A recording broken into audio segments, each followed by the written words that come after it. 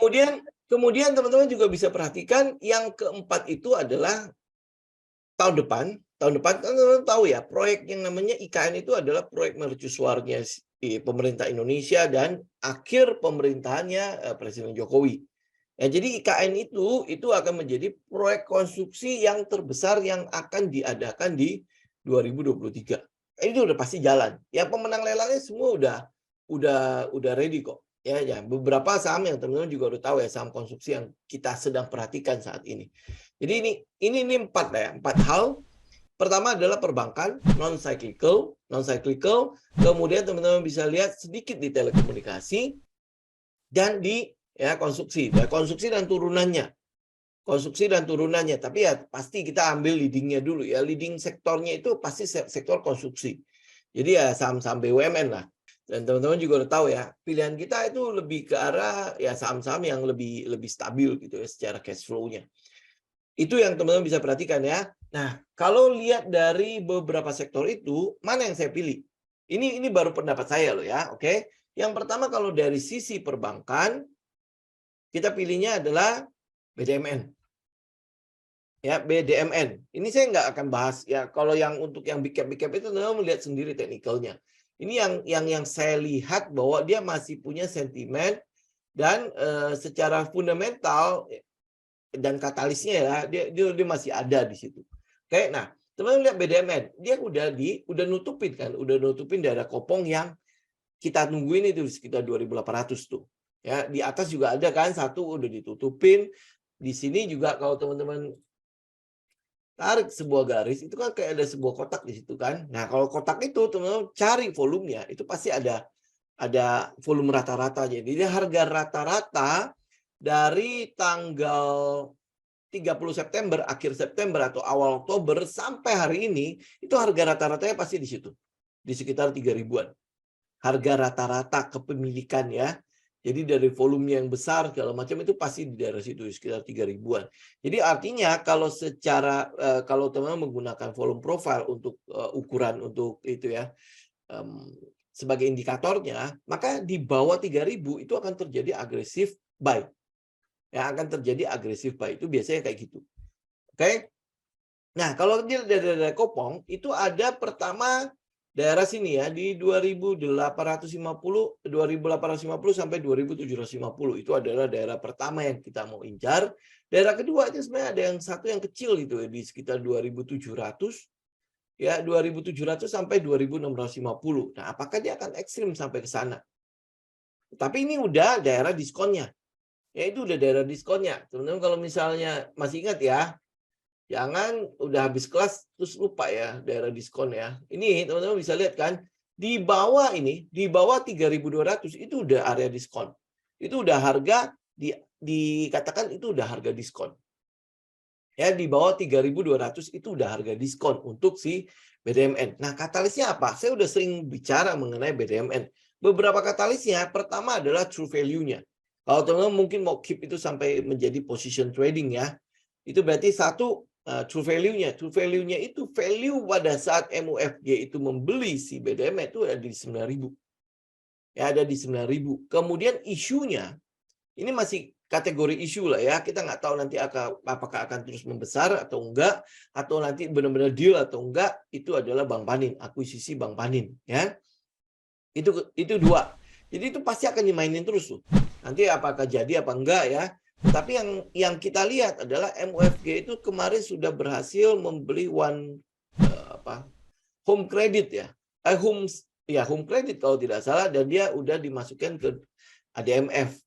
Ya ini kita lihat ya, berarti dengan kata lain MUFG itu ada duit, ada uang, dan apakah dia akan memanfaatkan tahun 2023 di mana kalau dia resesi kan nongol tuh, banyak orang yang punya uang tuh nongol ya. Nah, apakah dia akan memanfaatkan itu? Ini yang kita mau lihat. Nah, secara teknikal yang kita lihat tuh area-area yang menarik itu area value-nya kita itu di sekitar ya tadi yang saya bilang ya 2.800, saya bahkan udah cicil dari 3.000, terus 2.800, kemudian ada satunya lagi di daerah sekitar 2.600-an sampai 2.700. Itu untuk BDMN. Jadi habis itu ya kita tinggal ikut sampai ke atas lah ya. Tapi ya teman-teman juga mesti perhatikan ya, tentu resikonya, risk-nya ya, risk didulukan. Ya, kenapa kita ambil di 3.000? Karena memang udah di area diskon kan.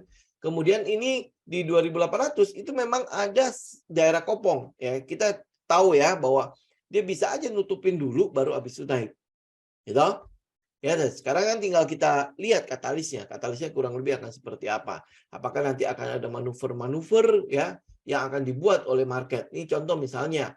Ini adalah salah satu manuver kan. Kalau teman-teman lihat di sini kan adalah support. Kita berharap adalah dia tidak terjun lagi situ terus habis itu boleh naik kan. Sama seperti yang terjadi di sini. Di tanggal 17-18 Oktober ya. Nah, di daerah situ teman-teman bisa lihat ya terjadi kenaikan pada demand kan.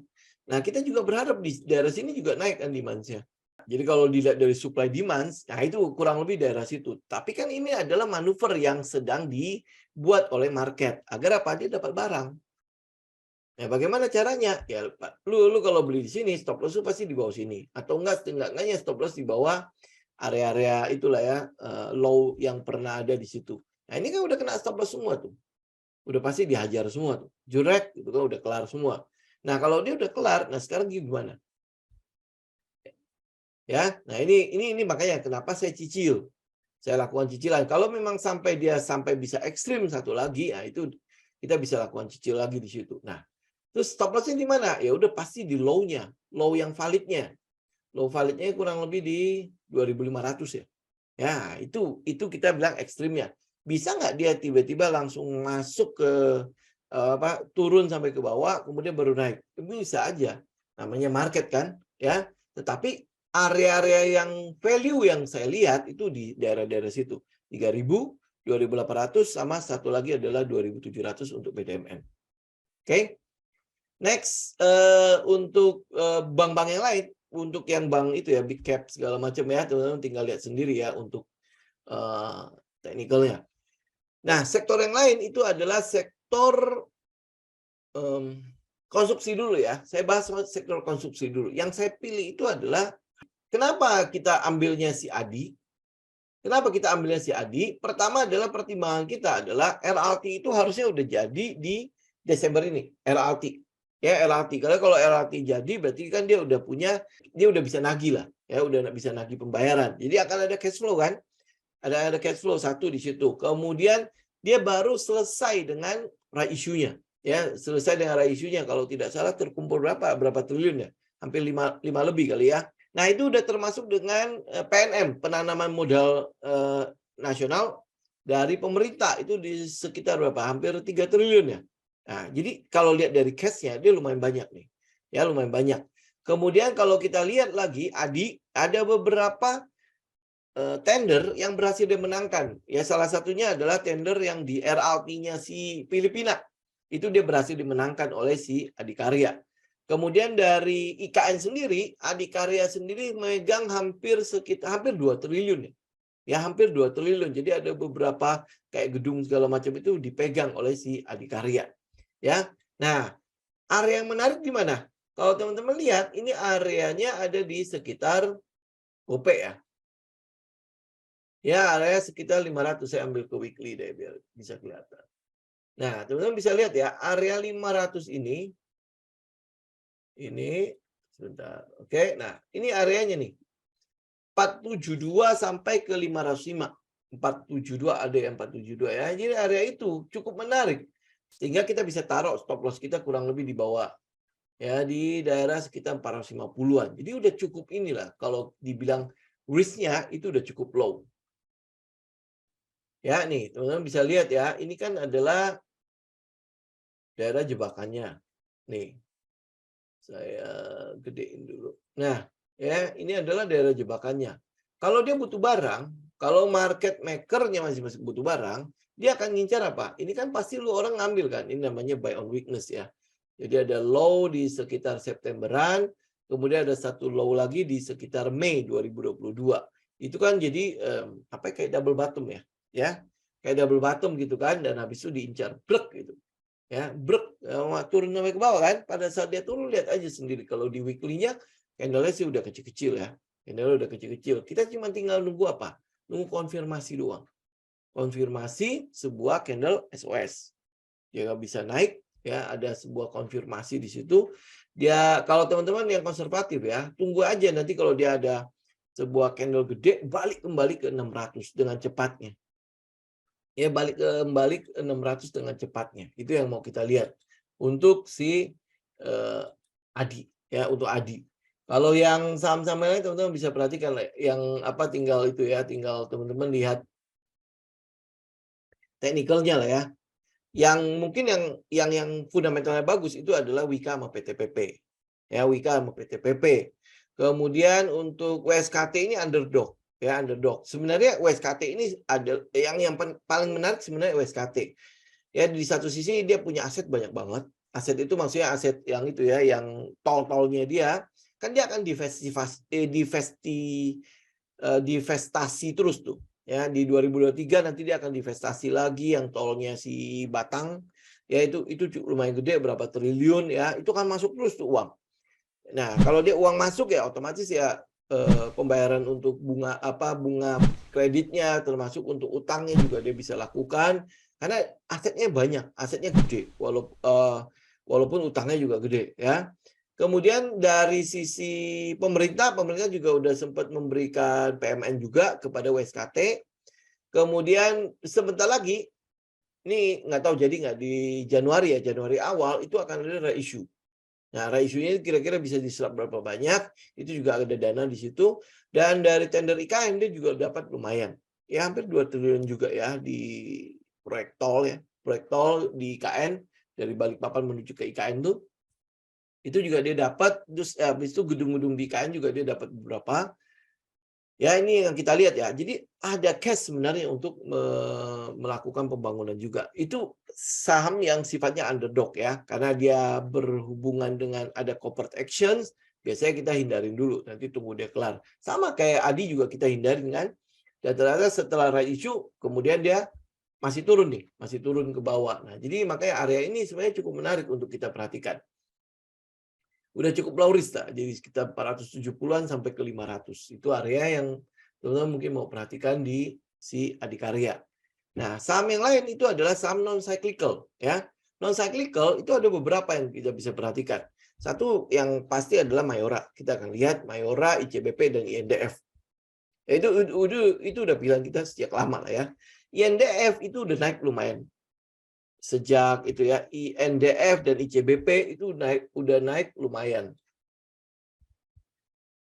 Ini INDF ya, ini udah dari sejak akhir November ya, kenaikannya baru hari ini ya udah mulai merah ya. Itu udah naik lumayan, setelah dia break ini masih akan ngincar nanti di high sekitar 7.200-an. Ya kalau nanti dia masuk resesi itu sebenarnya potensi banget untuk dia ngebreak. Oke, nah INDF kan induknya. Teman-teman bisa lihat juga ICBP. Ini juga sama dengan induknya, dia juga udah naik cukup banyak. Ya kalau teman-teman masih mau, itu perhatikan di 10.650. 10.650. Itu akan ngebreak high atau tidak. Jadi kalau dia ngebreak, berarti dia akan mulai change of karakter. Change of karakternya itu berarti dari sideways ini. Sideways dari sejak Maret 2020 sampai hari ini ya, tadi tinggal dia ngebreaknya kapan ya. Nah itu akan mulai change of karakter. Jadi apakah nanti dia akan, kalau kita bilang ya, dia ngebreak, jump over the creek, kemudian dia mungkin nanti akan retest kembali, ya backup, kemudian baru mulai naik lagi. Ya, ini nanti kita mau cek ya. Tapi ini pergerakannya memang sudah lumayan lah. Kalau teman-teman lihat dari bawah, ini udah berapa kali kotak. Ini satu di bawah sini. Ya, kemudian ada satu lagi di sini. Ini pakai ini aja. Nah, ya, jadi dia udah ngebreak. Ini kan kotak juga sebenarnya. Ya, kemudian dia udah mulai naik. Naik nih, tinggal ini plafonnya nih, 10.655. Ya, nah, dia break. Kalau dia break, ini teman-teman tinggal lihat jump over the creek. Ingat ya, nanti mungkin saja nanti akan ada pergerakan turunnya. Nah, pergerakan turunnya cari apa? Cari daerah kopongnya untuk masuk. Ya, oke. Kemudian ada Mayora. Nah, Mayora selama Goto gonjang-ganjing, dia ngapain? Dia di situ-situ saja, ya di situ-situ saja antara dia kuat nggak ya. Jadi kan dia gelantungan nge-build up, ya bahasanya nge-build up gitu ya, build up di setelah dia break ya, setelah dia break struktur dia nge-build up di situ. Ya kemudian ya udah nggak kemana-mana di situ. Nah karena itulah kenapa saya ngasih beberapa ini ya, beberapa angka di situ. Ada 2.550 untuk nanti cicil lagi. Kalau dia naik sampai ke 2.600 cicil lagi, 2.650 cicil lagi. Tahu kan ya ini area cicilan pakai metode apa? Ya setengah ATR loh. Ya 2550, 2.600 dan 2.650. Jadi kalau dia terus naik, atau bisa lakukan cicilan terus di situ. Oke, ya ini makanya kita masih memperhatikan itu. Ini teman-teman bisa lihat ya, ini kan choppy banget kan. Orang bilang choppy ya ini. Ya turun tapi nggak turun. Ya terus habis itu naik kembali. Turun tapi nggak turun. Itu cuma buat ngisi kopongnya doang nih. Ya ini kan tadi kopong nih. Ya itu udah keisi. Ya di bawahnya masih ada satu sebenarnya. Saya pikir tadi kalau misalnya boleh ya dia akan ngisi semuanya, tapi nggak tahu ya nanti apakah akan diisi apa enggak ya. Ini ada inefisien kan satu lagi. Oh nggak ada, udah ketutup ternyata. Ya paling sisi tudang. Nah habis itu berarti udah ketutup, nggak ada alasan lagi dia ke bawah. Ini ceritanya begitu ya, nggak ada alasan lagi dia ke bawah kecuali ke atas. Ya, ini cuman kita lihat dari teknikal loh ya, tapi bisa aja nanti tiba-tiba mungkin sorry to say ada something happen dengan fundamentalnya kan kita nggak tahu. Tapi secara teknikal itu udah nggak ada alasan buat dia turun. Semua udah ketutup inefisiensinya. Ya paling ya kopong-kopong di bawah ada kayak gap-gap di bawah ya, ini mungkin nanti akan ditutupi nanti. Nah ini selama Goto berulah dia kan tetap di situ-situ aja kan. Nah ini yang sedang kita perhatikan. Berarti kan sebenarnya ada power, ada kekuatan. Dia nge-build up di situ. Build up-nya dengan kaki-kaki yang panjang-panjang begitu lagi. Gitu ya. Nah, di sini nanti mungkin saja kalau misalnya harga ya, ini manuver dan akumulasinya ya. Ini mungkin saja kan teman-teman udah lihat ya. Oh, ini adalah dari low risk-nya di mungkin berapa di 2.400. Ini makanya banyak orang akan berpikir ini dari low risk nih. Ya. Nah, mungkin saja mereka kalau misalnya ngambil daerah-daerah sini, kan lu berarti taruh stop loss-nya pasti dari situ kan. Kalau seandainya terjadi manuver oleh market, biasanya mungkin dia akan ngincar di situ terus naik. Gitu. Jadi ya teman-teman pastikan aja ya, pastikan stop loss-nya diatur lah. Stop loss-nya diatur. Kan kalau teman-teman menggunakan setup yang satu itu, stop loss-nya kan kurang lebih di 10 harian low kan. Ya, 10 harian low itu udah di daerah sini nih, sekitar 2.400-an nih. Ya, jadi perhatikan itu ya. Mungkin saja nanti ada manuver. Nah, manuvernya itu kurang lebih seperti apa. Kalau teman-teman mau mungkin konservatif ngikut sampai ke Januari, ya lebih baik taruh di bawah. Di berapa nih? Di 2.200. Memang lebih gede ya.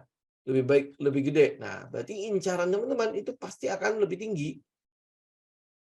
Ya di sekitar 3.200-an ya kalau saya taruh ya. Taruh ini. Kalau teman-teman ambil di sini ya kurang lebih 1:2 lah masih dapat ya. Ya, 1:2 teman-teman masih dapat. Jadi cuman mencegah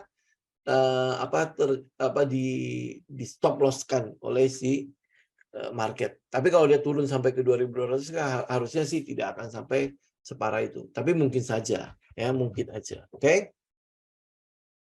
Oke, saya pikir itu dulu ya teman-teman ya untuk hari ini ya. Saya hanya itu yang mention untuk beberapa sektor itu. Nah, untuk teknikal yang lain teman-teman silakan cek sendiri. Ya. Oke, ya jadi udah saya ulangi ya. Jadi ada beberapa sektor yang teman-teman bisa perhatikan untuk teman-teman bawa sampai ke Januari. Kalau sampai dia resesi, ya. Secara sektor rotasi. Pertama adalah sektor perbankan.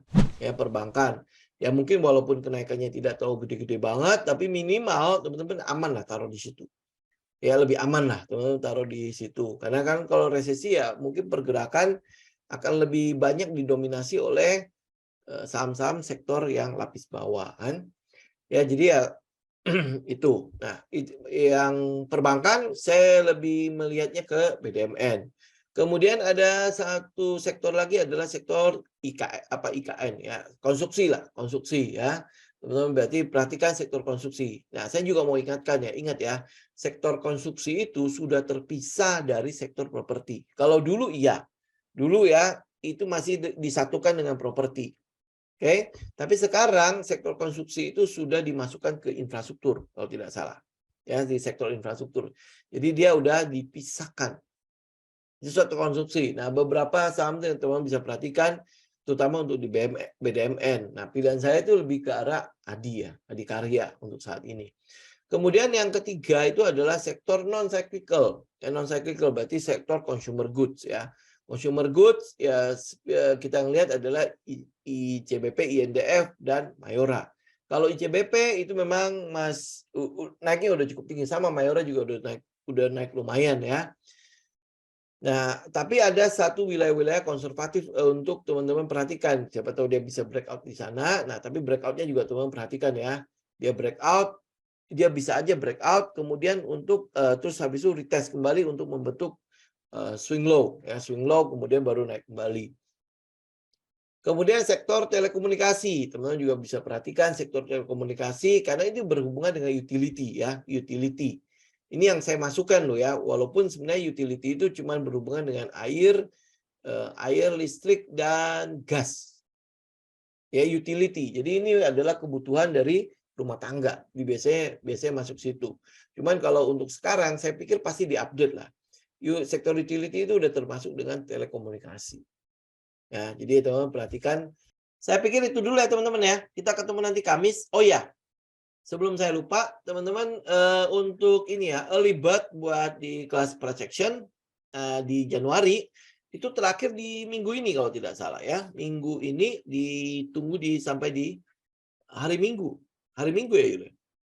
Ya, jadi teman-teman kalau misalnya untuk keterangan lebih lanjut untuk harga early bird untuk projection, ya teman-teman bisa hubungi admin ya. Oke. Oke, thank you semuanya. Saya izin pamit dulu ya. Semoga bermanfaat untuk hari ini. Kita ketemu lagi nanti di hari Kamis. Oh ya, sama hari Sabtu kita ada ini kolaborasi ya sama itu Cirita, Pak Endro, sama Pak Andre.